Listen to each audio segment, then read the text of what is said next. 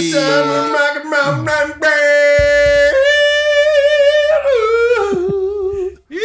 We're going to be talking some rock and roll on the show today. That was a little good times right there. That's exactly what it was. What we're about to have, my brother. Are we talking about JJ? A little good times. We're gonna have the tape player falling out of our chest pocket in just a minute. Come on, Rerun. What you doing? Hey, Raj. Dwayne. I am honored to have a full house with us tonight. Yeah. Yes, you are. To the right, I got C-Black. Chad is in the house. Everyone. Dan the Dynamo. What's up? And in this corner, I've got Steve the Energy.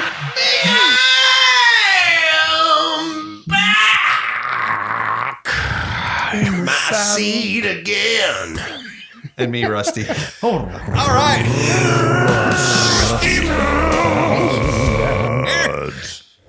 All right, we're going to talk about some rock and roll tonight. Yeah. I think we are. But first, Always the first. There's more. What? We're going to do a revisit on Old Man Winter. Take Your Whiskey. So we're talking Old Man Winter, bourbon from the Black Hills.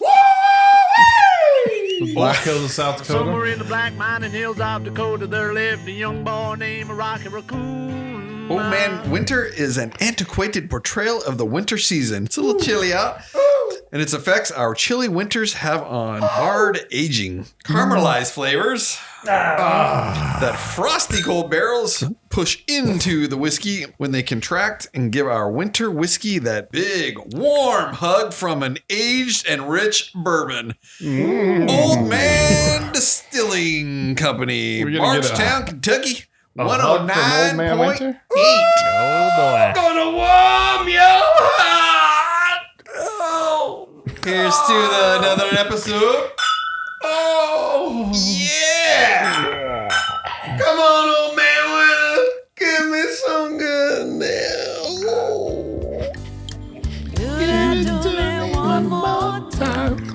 Taste that caramel or the caramel You can really taste that caramel. and a hint of vanilla. It's always there. It's always there somewhere. So Old Man Winter. So they say.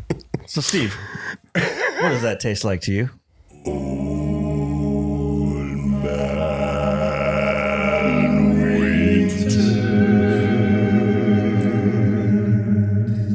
Tastes just like that to me too, brother.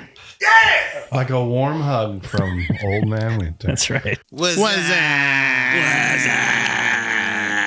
up? What's up, fellas?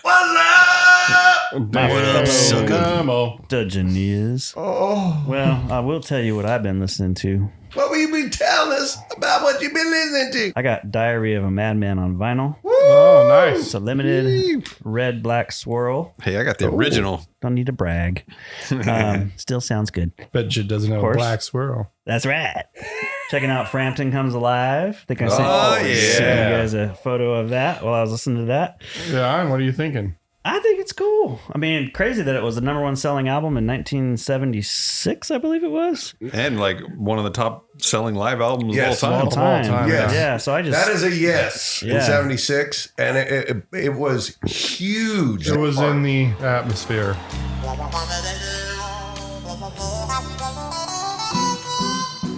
We were talking about it on our episode. It happened to be in my collection that I inherited from my father-in-law. So I was like, I want to put that thing on and see why it was such a good album. And indeed it was. And then the other one, Marco's new album, Marco Minimum, Neko. Check that out. Chad, what you listening to? I spun an album from one of my goat bands. I wanted to give it another shot and see what is it about this record. Metallica Saint Anger. I thought you might go there. And as I listened to it, I think it could be redeemed if it was remixed. Mm-hmm. First of all, get rid of them drum sounds. Yeah. And then put a little bit of the normal Hetfield juice on the vocal. Mm-hmm. And I think the songs could be redeemable. Mm-hmm. But really, it's the sound of That's the what it record. is. Yeah. It's hard to listen to. Yeah. But there's some good song There is. material in there. As I was listening to it, I could hear it in a normal Metallica production. Go, this album could be good. Awesome. So that's what I did. That's what I was listening to. Nice. What about you, Rusty? Wasn't like the top 4 goat band, but it is one of my goat bands, and it's Whitesnake, and it's one of their older albums. Trouble it was 1978. This is the bonus track one, so they had 4 songs on there at the end that are redone, but they're from the original Snakebite EEP. So it's 4 songs off of that. You guys are big Beatles fans. They got Day Tripper on here, and they do a great job on that Yeah, one. it is a good cover. Yeah, it's cool. But I mean, some great songs on there from the Whitesnake Awesome. Trouble album. I have to check that one out. What I'm about you? glad you know that Day Tripper's a Beatles song. That's progress. That is impressive, Rusty Bones. I'm going to say cheers. Cheers, man. Day Tripper. Cheers to progress. We are getting somewhere here. Okay, well, tours. We got Opeth coming up. I think I might go to that one. 9 Inch Nails coming around. Lamb of God. Halloween. GNR's coming back around. They're Amen. starting another tour in May. It's going to go all the way through September. And then the 72 Seasons tour is still going Still on. going. That's and crazy. They've got dates all the way through July of 2026. We're on year 3. Got a lot of people to see and a lot of music to play. Yeah. And they Yes, got they a big they got a big stage. So it's like, hey, you know what? Before we throw this in some warehouse, let's make use of it. Right. Let's see what our ROI can be on this. Totally.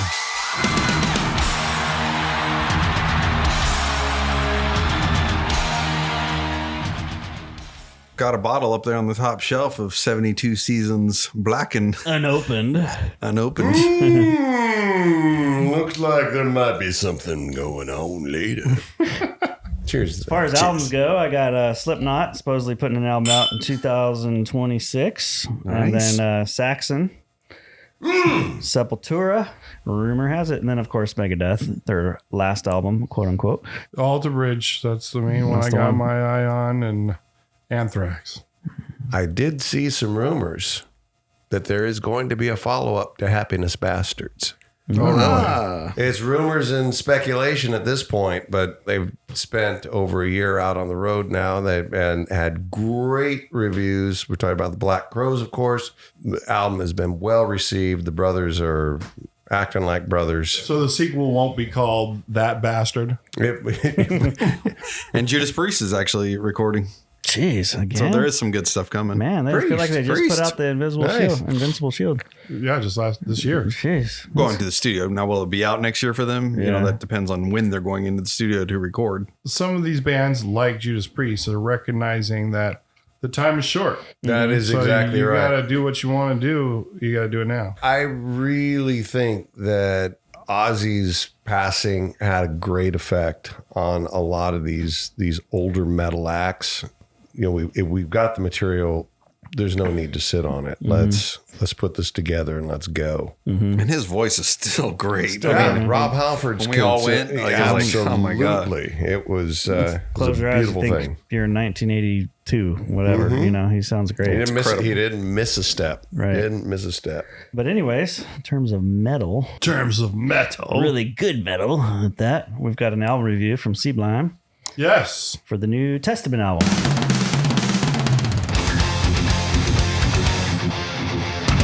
Yes, the New Testament album, which is called Bellum, came out just a little while ago in 2025. It's got most of the original guys: Chuck Billy on lead vox, Alex Skolnick on lead guitar, Eric Peterson on rhythm and lead guitar and background vocals. He also wrote all the music for the album. Skolnick helped on one song, but Eric Peterson was the music writer. Steve DiGiorgio on bass. And then a new drummer replacing Gene Hoglan. It's Chris Dovas now on drums after Gene Hoglan had been on the last several records of Testament. And this album was produced by Chuck Billy and Eric Peterson. If you are a fan of thrash metal, this is a very good thrash metal record. Musicianship is incredible. Skolnick, again, proving he's Shreds. one of the best guitar players out there. He's underrated, but to me, he's on the level with those Marty Friedmans and even John Petrucci's of the world. I Yeah. mean, he is a phenomenal guitar player, and it shows on this record. Tracks opens up with For the Love of Pain and Infanticide AI, which are both musical attacks on the senses with some insane guitar playing. Third song, Shadow People.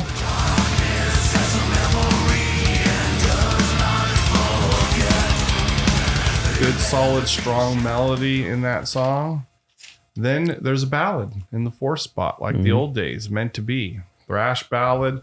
The music's good, but I've never been a real fan of Chuck Billy singing ballads. It's just his voice is really not for that, in my opinion.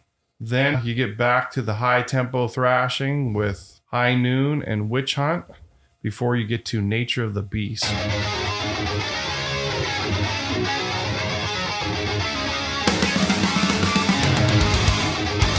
Cool intro riff. Then it's back to attacking the musical senses with Room 117. That one has some deep lyrics too. So, yeah. And Havana Syndrome.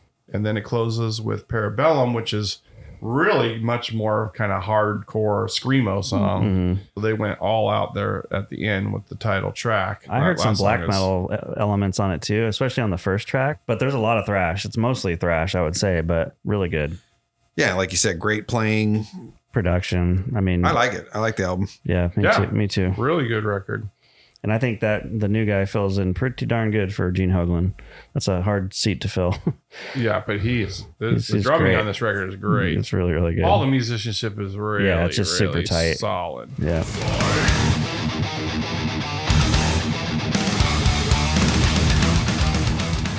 Yeah, so I give this record a solid 4 shackles. Doggy.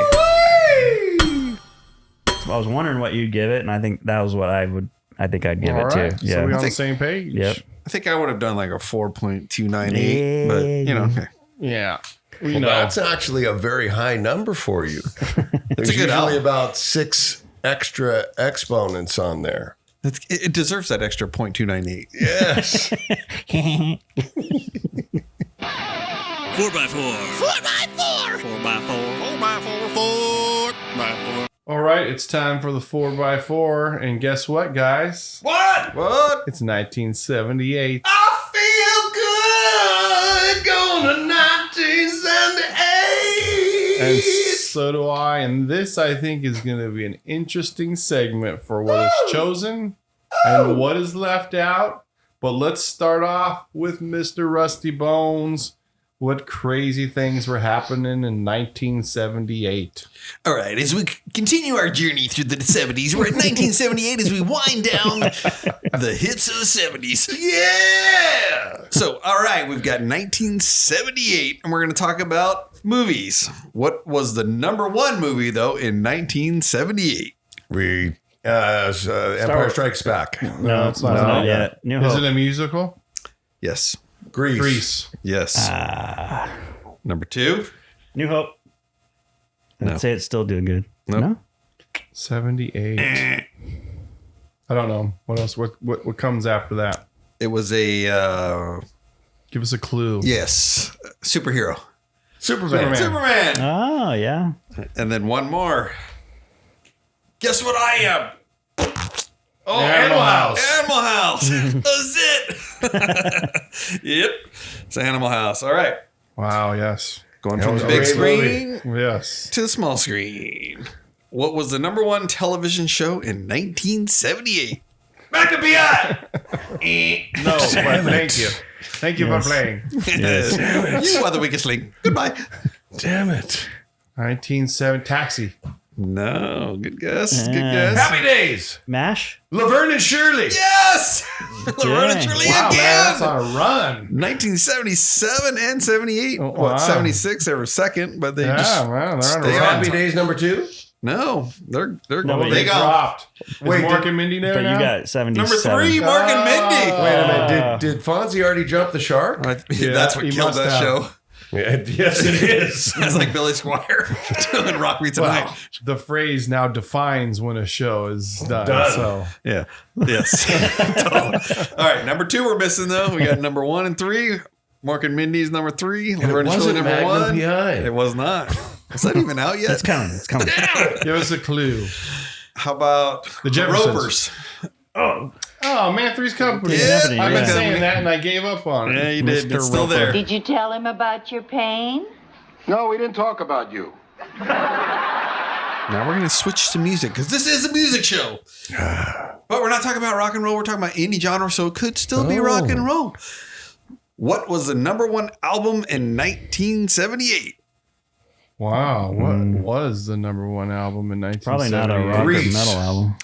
Soundtrack. So, Well, that makes Grease, sense, you yeah. are correct, but kind of a trick question because it was number one July through December and it shared number one with the other 6 months of the year with another album. Same actor. How about that for a clue? Saturday Night Night Fever. Fever. Saturday Oh, Night wow. Fever. Staying alive. Yeah. Imagine It that. was Like, Staying Alive. Yeah. number one song in Grease. 1978. Grease. No. What? Staying alive. Staying Alive. No. Number three was Staying Alive, but that's not the number one song. What is the number Is one it a song? disco song? It's a disco song and it's not the Bee Gees. It's not on the Grease or... Is it Donna Summer? No, she was number three. Tied Is it with Leo Saturday Sayer? Gloria Fever. Gaynor? No, she just got inducted to the Kennedy Yes, she did. Center Honors, so yes. When I Need You.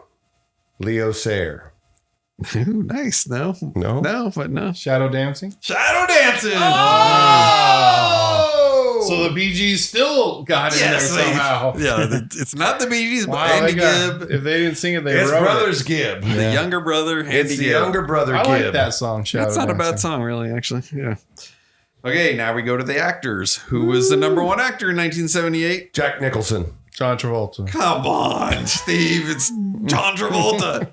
2 number one soundtracks, number one movies. Hey, Now we move on to the ladies of 1978. Olivia Newton-John. No, actually. Who was in Goodbye Girl with Richard Dreyfuss? What was the actress's Nope, name? it's not Not anyone her? from there either. Meryl Streep? She No. had to have been in something. Great guess. she was in a lot of things. I don't even know how to give you one for this. I mean, she's super Sissy famous. Spacek. But I don't know what Sally either. Field. I don't even know how to give you a clue. You don't know any movie she's in? Yeah, I do. Well, name a movie. She was in a movie with Batman, but it wasn't Batman. Michael Keaton. Terry Garr? Was that who it was? Okay. So she wasn't in a movie with Well, Kim Michael Keaton. Basinger. I mean, depends on what movie you're I talking don't know. It's about. Diane Basinger, Keaton, so I don't even know how to give you Oh, a... okay. Diane Keaton, yes. I don't know. No. That's it for 1978. All right. Thank you for playing along. We're just getting started in For 1978. the okay, yeah. We haven't even got to our top 4, but first, before we get to the top 4, I'm going to give you the non-rock releases that were huge. We already talked about the Grease soundtrack. Journey. What? Infinity came out in Now 1978. we're Hey, that could talking. be somebody's. Now Well, it's it's that's not rock. hard rock. Lights, on. Wheel in the Sky. REO Speedwagon, you can tune a piano, but you can't tune a fish. You had That's Roll right. the Changes and Time for Me to Fly on that record. nice. Good tunes. Blondie came out with Parallel Lines. I know that's in someone's top 3 4. hits off of that. Was. Hanging on the Apparently, got Telephone, to take it off. Heart of Glass, and One Way or Another. Billy Joel came out with 52nd Street. Ooh. The Dewey Brothers came out with Minute by Minute. Yes. Huge record. Barry Manilow, Even Now. These songs were huge at this time. The song Even Now. Copacabana. Can't Smile Without You. Oh. That was a big Come on. record in 1978. Come on. The Commodores, Natural High. You might remember a song called 3 Times a Lady, which was all over Not the wrong. radio at the time. 2, 3 times Yes, and a then lady. already mentioned Andy Gibbs' Shadow Dancing. And then there was some serious debut records that came out in What? 1978. Come on. The Cars debut record came out. Hey. Just What I Needed, My Best Friend's Girl, Good Times Roll, hit record right out of the gates. Dire Straits' debut record has Sultans of Swing on it. Toto's debut record, Hold the Line, Georgie Porgy, yes. The Police's debut record, Outlandish D'Amour, Roxanne, Can't Stand Losing You, So Lonely. And Rusty's favorite band out on Casablanca, their Yes. debut record and their sophomore record came out in 1978. It's the Village People, Macho Man, and YMCA. In the Navy. Which that song wasn't on either of those records, but Macho Man and YMCA Macho, came out in macho 1978. man. So I got to be a Macho Man. Huge records. But we are here to talk What are we here to talk about? What kind of music are we here to talk about? What kind of Dan? show is this? Hard rock, heavy Hard metal. rock and heavy Come metal. on, Rusty. What kind of show is this? Disco. No, stop. Disco. No, Okay. disco. So, you guys think we're going to have any doubles on this one?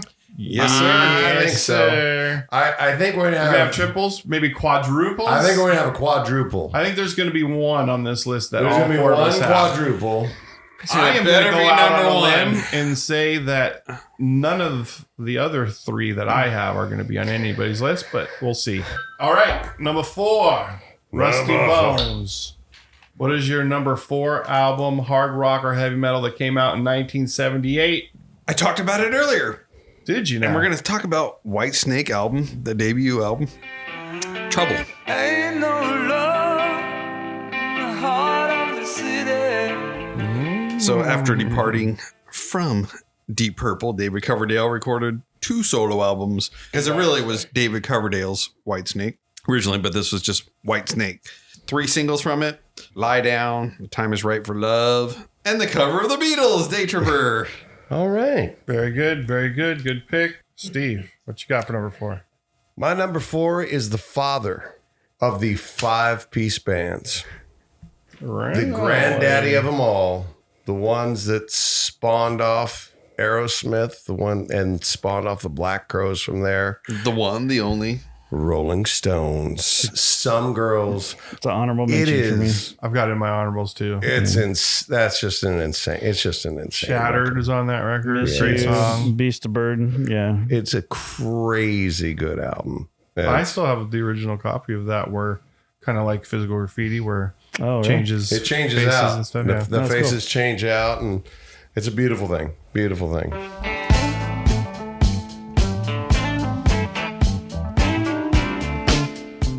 All right, number 4. I've got AC/DC Porridge.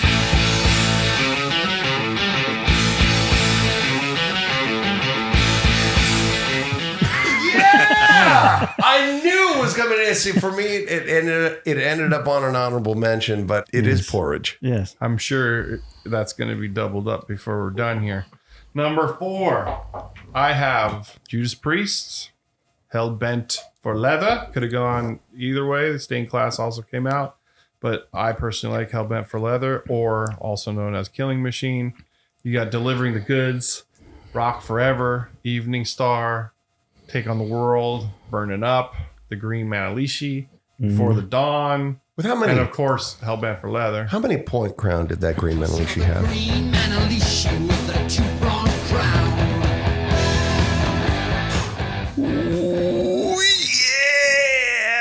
That's my number 4. Number 3, Rusty Bones. All right. So you guys have already talked about it 4 times here and said it was honorable out of 2 of you. You're both wrong. Power Age. I'm Or sorry, what? Porridge. Power Age. Or Power Age. Power Age. Power Yeah. Age. So Power Age. It's my favorite AC/DC It's a album. combination of both. Is it your favorite of Yes, all? of all. Yet it's only number 3 on the list? Yeah. Oh my goodness! There must be Interesting. some really good ones Where above did they this. fall on my goat bands? It's their 4th actual USA studio album because they had the 2 down under. Went on to be platinum. Eddie Van Halen's favorite album. Keith Richards' favorite. You just mentioned the Rolling Stones. It's his favorite AC/DC album. Slash Joe Perry's favorite I've album. already said if I wanted some porridge, I would want to enjoy some. This with is Pooh my Bear. show right now. What? Yours is just right after me.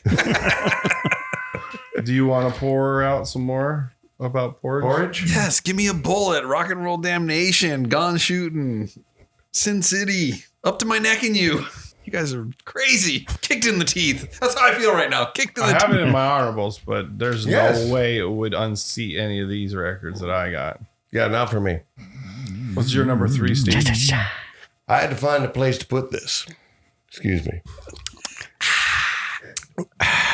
And I know I'm early to the dance. You're wrong again. Sometimes Come when on. you're running with the devil, Oh, you ain't gonna be talking about love. Wow. Number 3 for me is the Mighty Van Halen Wow. coming in, and so you got to know it because remember it's spin numbers. yes. All right, Dan, what do you have at number 3? It's already been mentioned. Judas Priest, Hellbent for Leather.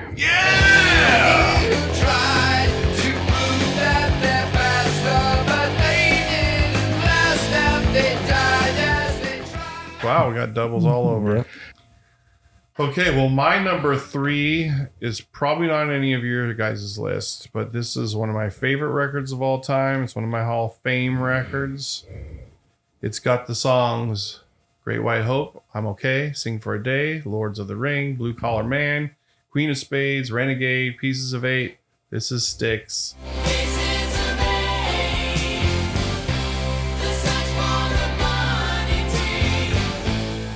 It's a phenomenal record, and everybody should own it. That is your top Styx record, isn't it? It is, yeah. So if we're doing hard rock, my question, because you got Rolling Stone, you got Styx, but yet you threw REO Speedwagon is no.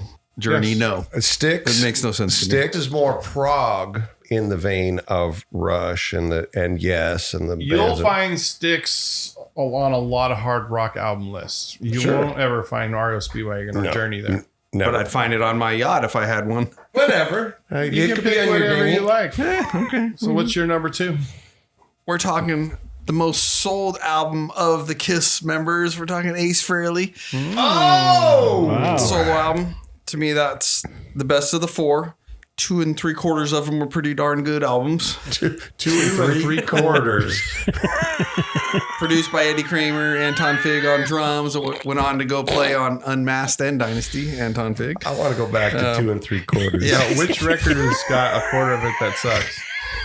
2 3/4. Anyways, continue, Rusty Bones. Come on, Rusty Bones! Many years since I was here on the street. I was Hit number 26 on the Billboard.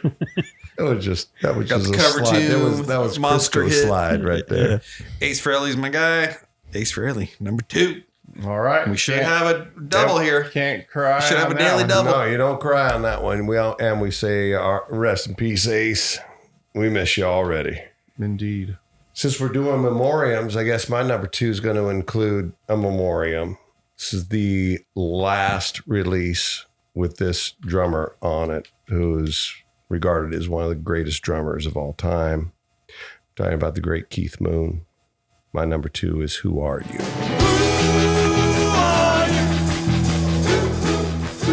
Yeah, Target is stealing that crap right now, and it is really not cool with me.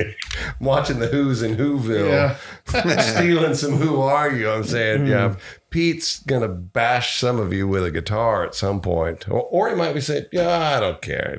Give me some money. I don't care. Is it the greatest Who album? No, it's not the greatest Who album.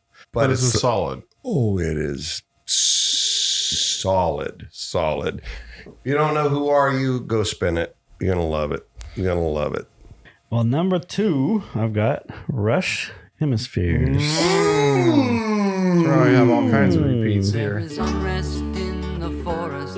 There is trouble with the trees. For the maples want more sunlight and the oaks ignore. All right. Well, I'm a little later than Steve, but a little earlier than some others, I think. My number 2 pick is Van Halen 1. Obviously, the debut record. We talked about it when Steve picked it at number 3. I've got it at number 2. Eruption, You Really Got Me, Ain't Talking About Love, I'm the One, Jamie's Crying, Atomic Punk, Feel Your Love Tonight, Little Dreamer, Ice Cream Man, On Fire, all those phenomenal. How can it not be my number 1? Well, you'll see when we come around. That's right. And don't forget Tone Loc sampled James Crying. Crying. Yeah, that really was important to that album. It was important to Tone Loc's album. It was. For sure. Okay, Mr. Rusty Bones. This is why gonna don't you come tell out- us about it. This is going to come as a surprise to you guys. Should be number 1 for all of you, Not. but not whatever. But anyway, 10 million records sold of this album. Diamond record Dave? with Diamond Dave singing on it. Oh! 11 songs, 35 minutes, landmark album, changed Phenomenal. how people play guitar was because of this thing. How it is not number 1, I don't understand. I'm the one you love. Come on, baby, show your love. Hi, give it to me. Number 1 for me is a record that spun almost as much as a record I've mentioned before. How cryptic. How cryptic. It's already been said, right? In someone's Why software. it has already been said. It is Rush Hemispheres. So I Figured thought- that was coming.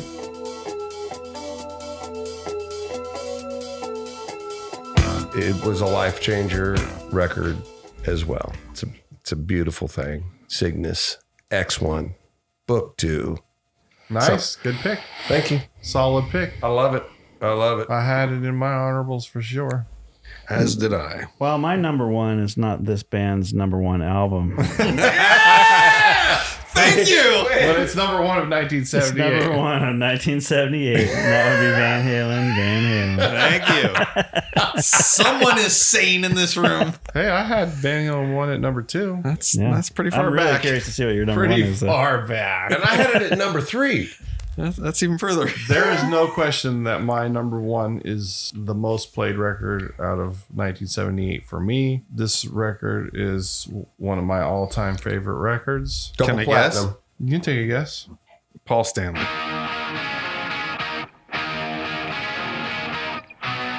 Paul Stanley solo record. Yeah! Paul Stanley solo record is phenomenal songwriting. It's some of Paul's best singing. That's cool. You got Tonight You Belong to Me, Move On, Ain't Quite Right, Wouldn't You Like to Know Me, Take Me Away, It's All Right, Love and Chains, Goodbye. Oh my gosh, these songs are phenomenal. This is a great record. No doubt one of my favorite records of all time. It's cool. Of You all guys each one records. had one of the solo albums. One of the solo records I made it almost on pulled 2 a lists. Steve and put all the four? solo records But in you number one. But then it would Peter- only be 3. But then Peter would have been on there. That's why I said 2 3/4. And 2 3/4 would have made it again.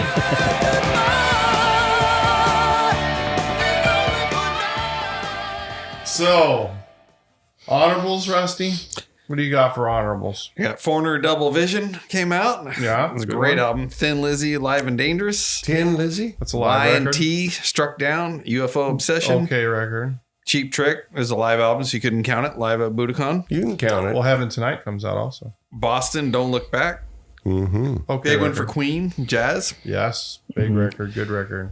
You mentioned it, but it was like briefly over. But Stained Glass from Judas Priest. Same class. Stained Glass, I'm sorry. You got Scorpions, Tokyo Tapes, Another live record. Black Sabbath, and Never Say Die.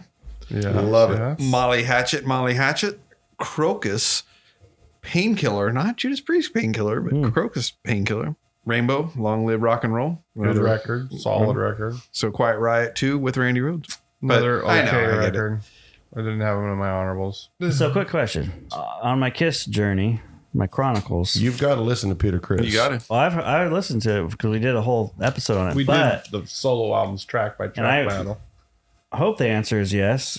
That should probably be part of the Chronicles, I would think. Because Those are Kiss records. Kiss Yeah. is on the cover of those records. Because I want those solo records. That'd be cool to have. Oh yeah, Yeah. it's a must-have. Even Peter, the cover's cool. Like Yeah, gotta have exactly. Cool. Answers that question. All right, let's move on. This is the featured subject. Okay, our featured subject tonight, guys. It's a featured subject We that I have done don't this like. for a little bit. We're doing another round of We are rock being- and roll MVP. Being quizzed here. There's no quizzing. Not quizzed, but we're on the spot. The rock and roll MVP we did before. This is where I will name some bands, and we are going to decide who's the MVP of this band, the most irreplaceable member, and who's the weakest link. Who would we cut from this band? Okay. These are classic lineups that we're going with, and the debate is in real time. You guys don't know what bands I'm going to throw I out. have no idea what's about to be thrown my way. Number 1, Queen. Big band with a lot of personalities. Freddie Lot of Mercury is the characters. MVP, and John Deacon, unfortunately, is the gotta go. And why? Freddie is Freddie. You don't have Freddie, you don't have Queen. Correct. Brian, you don't have Brian, the you same don't have thing. Queen. Yeah. Roger Taylor, I'm gonna go out on a branch and say you don't have Roger Taylor, you don't have Queen. He's the second vocalist of the band. So unfortunately, John Deacon is the weak link in the band, but he's not a weak link. He is the most he has been replaced. John Deacon today, Freddie. Also, it's Freddie. but they are honoring Freddie as they go. They aren't honoring John as they go. They just got another I know. bass Why player. is that? Because he's the weakest link. He's not dead. Freaking guy I survived. think I answered that. Let's move on to the next one. There's no, you guys can't add anything No, I better. think I would agree with that. Would you agree with that? Yes, I think that's you can't do without. Well, Freddie Mercury's definitely the MVP in this Yes, band. yes. He is a. And they all say that. He's They- a one-of-one guy. They all said that. All of them. No one could run a crowd like Freddie Mercury. So there's no case to be made for John Deacon, you don't think? There's no case to be made for in Just that because group. of the lineup that's second there. vocals? That's well, Is Roger. that why is Roger Taylor so important outside of the vocal? Because when you look at songwriting, he doesn't necessarily beat out John Deacon. Well, the only thing I got is "You're My Best Friend," which is a great song. So I'm going to take What about those. Another One Bites the Dust? Yeah, I'd rather have Roger Taylor. I'd take Roger Taylor over John Deacon. So would I, but I think there's an argument there. How about I go to AI and ask what AI says about it? Go ahead. There's no single weakest link in Queen. It's subjective, but often debated as either John Deacon for being less flamboyant and involved in songwriting compared to Freddie, Brian, and Roger, or sometimes it's Roger Taylor for being less technically flashy than May. Though Deacon was crucial for his hits like Another One Bites the Dust, making it a team effort, which brought unique strengths. So They're saying John Deacon was the least flamboyant? They didn't see him in his soccer shorts when he was running around there. AI is wrong. AI is wrong. I could swear there was a ball hanging out in some of his shorts. Those things like, oh, dude, John, no. We're going to do a three-piece. We haven't done a three-piece yet. Ooh. Rush. The classic lineup of Rush. Okay. Dude. Neil Peart, Well, Geddy Lee, and how Alex could you do Lifeson. this? I hate saying it, but I'm going to lay If it it was out right easy, it now. wouldn't be fun. MVP is Getty. Weakest link is Alex. Neil Peart for me would be the There's no MVP. okay. He writes I this thought- music. I thought you were going to go the opposite way, and I was going to go. There's So Neil no Peart's way. the MVP For me, yes. because of Music, the lyrics. Yeah, Oh, he's a major I drummer, have right? to agree with that. It's one of the best of all time. I mean, Yes. gosh, that's a tough one because it's such You're a going great to land band. on Alex. And there's you're only gonna three of land them. on Alex. I know you're going to land on Alex. You got Yeah. bass, keyboard, singing from You're going to Geddy. land on Alex. And then drumming, iconic drumming and lyrics from Peart. And then Alex just has his really unique, really great style and contribution songwriting, but it's hard not to agree with that. These are not Because- joyful submissions. Yeah, no. I know. Because the These thing, are not joyful submissions. All right, Mr. Question Giver. Who do you choose? Who Why is do we the gotta get thrown MVP? under the bus? There's no bus here. there's But no I bus, wanna- there's a I wanna semi truck. know. You can knock on the door just like any other I groupie. want to know who's the MVP in Rush. I think the MVP in Rush is Geddy Lee. Okay, we agree. Yes. And who is the expendable? Well, now we're just debating this. I understand. So I'm not giving you a definitive answer. I'm just giving you an argument. Yes. I think you can make the argument that Neil Peart could be out of the band and Rush would still sound more like Rush. Well, he is. Well, but they never recorded anything or played anything without him except for the first album. But you are Sonically. losing But what I'm saying all of the is- lyrical content. All the lyrical content, but you lose Alex and you're losing a lot of the musical content. Geddy Lee and Alex wrote all the songs, and songs are what make a band more than anything. Neil didn't write the music. I mean, he played his drum parts. Right, Obviously, he he did didn't, his he didn't drum get parts. told what he did. But if you look at all the credits on every single Rush record, it always says music by Lee and Lifeson, lyrics by Peart. So what can you lose in Rush more? The That's- music or the lyrics and the drumming, which is a big thing, especially in Rush. It would be a different Rush. 100%. It's a different Rush without Alex. It isn't Rush without Neil. Okay. So here's my thing. That's a good way to put it. Work with me on this one. They call me up to play drums for them, so I'm playing drums. Nice. But I'm writing the lyrics now for them. But now I'm talking about picking up girls, the sex, and all that kind of stuff. Are you a it new changes Rush completely. It will never work. If you're the Instead drummer of Tom in Sawyer, Rush, I'm talking about like this debate is not a debate. You are the weakest link. Wait, what? Burn. Rusty Bones. Rusty Rusty bones. I like it. See? Who do you think is the MVP there, the animal? Well, I'd say Getty. So we got 3 Gettys and a Neil. Yeah, I like your statement. Whose? Steve's. When you first said this, my mind went to, okay, they're touring now with a new drummer. But when it comes to writing new material, I think sonically, yes, they would sound probably more like Rush with Alex and Getty, because now Rush has a blueprint and you can get another drummer in there to pretty much like mimic what Neil was doing. And remember, the first record, there Didn't is no have Neil period. Neil. Right. Yeah, and Getty, So they recorded an entire and record. Getty wrote the lyrics too. But it's not That's even right. close to being as good as the rest of the albums. Yeah, it's a really tough one. It's really tough. I'm standing on We my don't comment. even know what Rush would sound like if there was no Alex or no Getty, because it's never been. Right. And we don't want to. And there never will be. Those are the constants, Alex and Getty. You said it yourself. There's the constants. However, without Neil, there isn't a Rush. There was a Rush. And like I just said, Not as we know it. it's not Not as that Rush. Well, if any of them go, it's no Rush like we know. Right. Well, No no question. but you So go this isn't back and fair, you, man. But I think Or Alex anyone. would. I think he would go on that sword, knowing that okay, yeah, I know I've made great contributions to this, but there could still be a Rush without him. Well, all 3 of them are Canadian, so I think all 3 of them would say the other 2 are more important. You could also argue that, Alex stays in, Neil leaves, Getty goes back to writing the lyrics, maybe with Alex, and they work to write those, Then you're lyrics. going to 'Cause they get. would've Then you're involved- going to get the first Rush record. You're going to get not 16 more times you aren't. Neil didn't write the melodies on which the lyrics were sung. Getty wrote the melodies. So That's without right. knowing though, I wonder though, So that if, would be- I wonder if a lot of that the melodies and the structure of the songs were based around the emotional, like poetic content of the lyrics. If that's the case, that's a vital part of it. Well, they wrote a lot of songs, and I doubt it was all done one way. So there Yeah, it's are probably a bunch of times different when ways. I'm sure he gave them poems and they Wrote music to and it. then there's times they have a structure and, And then they he take writes lyrics to it. or I don't think even that, they just kind of take something he already wrote and they make it work. Mm-hmm. They fit it in. Yeah, It's But like that- taking poems and adding it to the music and melody. right. I love you, Alex Lifeson. I love you, Alex Lifeson. But you're fired. That's the game. Just in case, just want to make this clear in case anybody's confused. No decisions that we make here are going to be activated with any of these bands. Okay? You mean we don't have that kind of power? We do not have that kind In of other power. words, don't try this at home. Lucky them.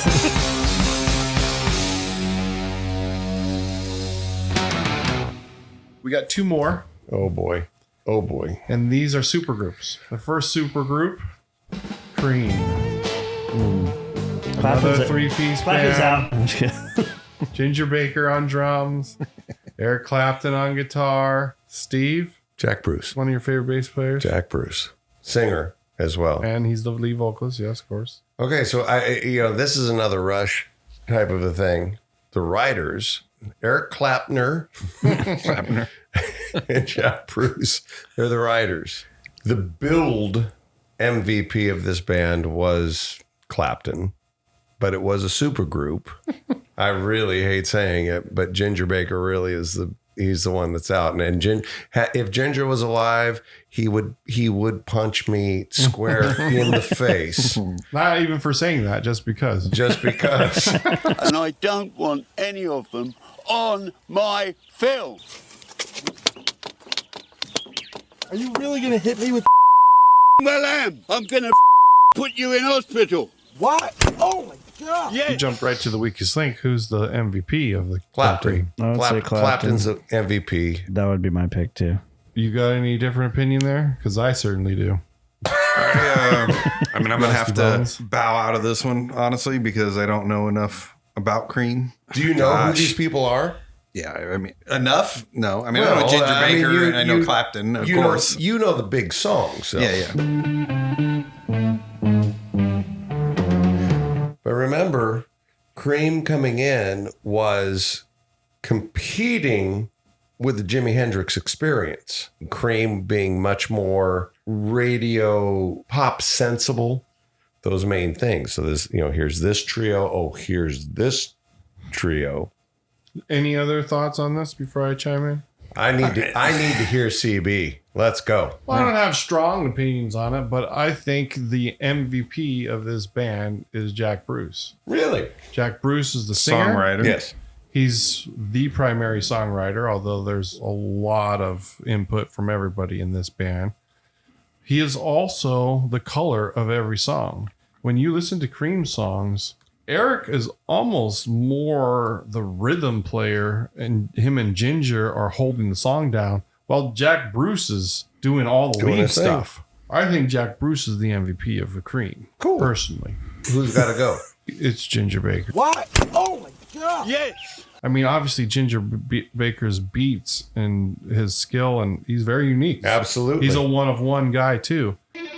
I think the music would be the most drastically different if you remove Jack Bruce and put somebody else. I actually am going to agree with that. Regardless if Jack is the MVP or Eric is the MVP, we have two black guys and Ginger's out of the band. All right, let's get to the last one. This is our last band for Rock and Roll MVP. It is also a super group. Oh, boy. Now, I'm going to just preface this by saying I think we will all be in quick agreement on who the weak link is in this band. So this is really more of a debate on who is the MVP. Damn Yankees.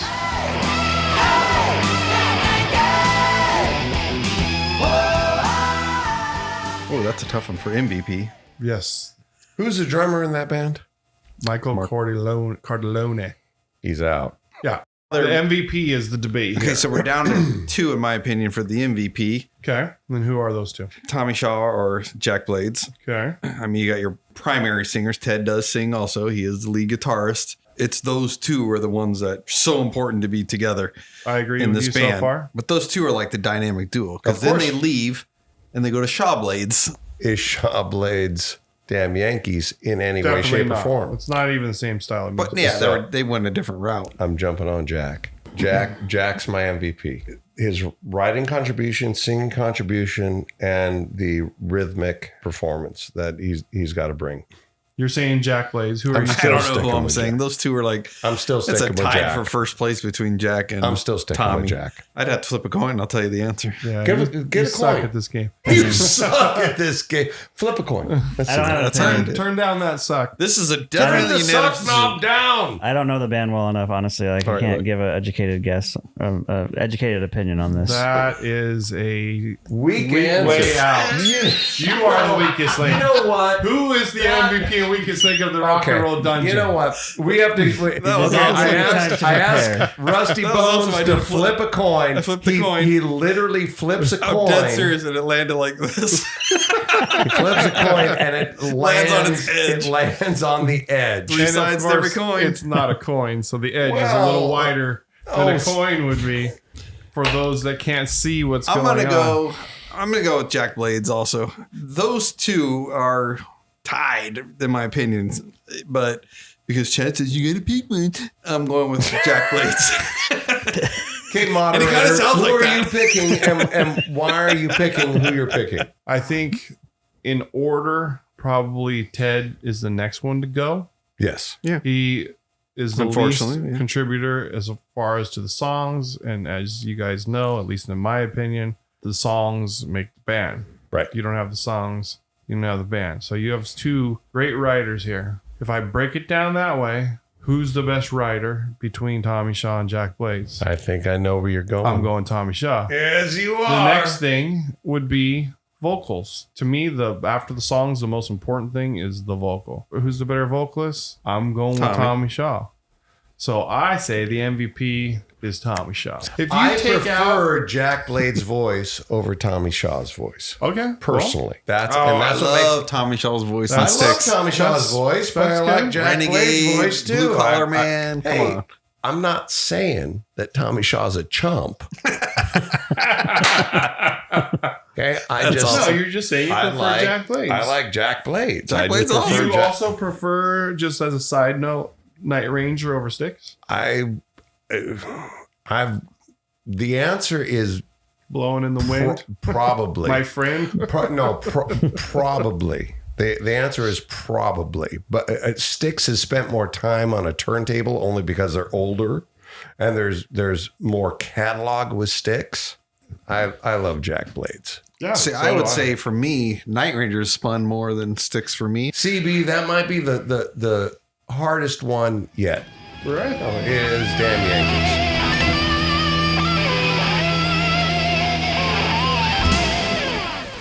So let's revisit Led Zeppelin, shall we? Okay. What do you want to say about Led Zeppelin? Do you remember what we decided when we did Led Zeppelin before? Oh, I remember the leak. Do you really want to bring up this wound again? The weakest link I had to land on. John Bonham. No. Jimmy Page. Oh, you picked Robert Plant. Yes, I did. Yes, you did. Yes, I did. Yeah, you know what? You can revisit that episode to hear those arguments. Yes, but we all agreed that Jimmy Page was the MVP. Jimmy Page is the MVP. Led Zeppelin. And then Robert by some ludicrous act, Steve made a case for Robert Plant being the weakest link. The golden god himself. The golden example of every front man that came after him. What are you saying now? No, I say the same thing because that is arguably you want to get more hate mail tonight because you're bringing it up. Why are we revisiting it? Did you want to change something? No, I didn't need to change anything. I just wanted to revisit that one. Stir the pot. I want to stir that freaking pot because the Led Zeppelin rhythm section is. It's pretty beautiful. Pretty beautiful. This is a... where does the rhythm section fall in the importance of a band to you? Right next to the written song. Okay, so it's the second most important thing after the songs. Yes. Okay. All right. Well, Led Zeppelin was on our list. We already did this. It sounds like there's no changes or retractions. Steve was not coming to do a retraction. He was just coming to throw more fire on Robert Plant, the Golden God. So let's get out of here and end this show.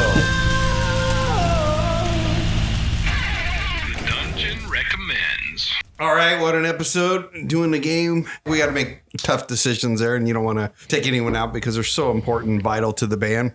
But we did it. We made it through. Sometimes you make tough decisions. We have to make tough decisions in life, right? Anything you guys want to recommend before we head out? I would like to recommend a band that I was recently turned on to that I think is worth listening, and I'm going to be listening to them more. Wild Side Under the Influence record. There you go. Nice. Okay, I'm going to recommend Marco Miniman's new album called Team Neko. Nice. Some love from Marco. Marco Miniman on Marco Bandcamp. Miniman? 5th honorary Dungeoneer. Right? Oh. I want to recommend everyone get back into 1978. Get your Rush hemispheres on. Get your Van Halen on. Get your Judas Priest on. Don't forget about porridge. Well, no. All right, for me, I don't know if you guys have checked it out yet, but listening to Marty Friedman's book, Dreaming Japanese. So he moved to Japan 20-something years ago. Speaks the language now. I mean, he's totally there, and he's been there for over 20 years. In the culture he's in. So nice. I'm about halfway through, so I couldn't tell you the whole thing, but so far it's a really good listen. Excellent. It's a big book. But I'm more of one of those when you flip through the book and it goes to the cartoon characters go. Yeah. More of a magazine guy or the back of an album cover guy. I like the one in the magazine that folds out 3 times. I mean, I'm more of the guy, the magazine, you got to find the bunny on the front. That's what I'm talking about. It's time to lock up the dungeon. It's time to go. Thank you for listening to the Rock and Roll Dungeon. Until next time. You're in the dungeon, baby.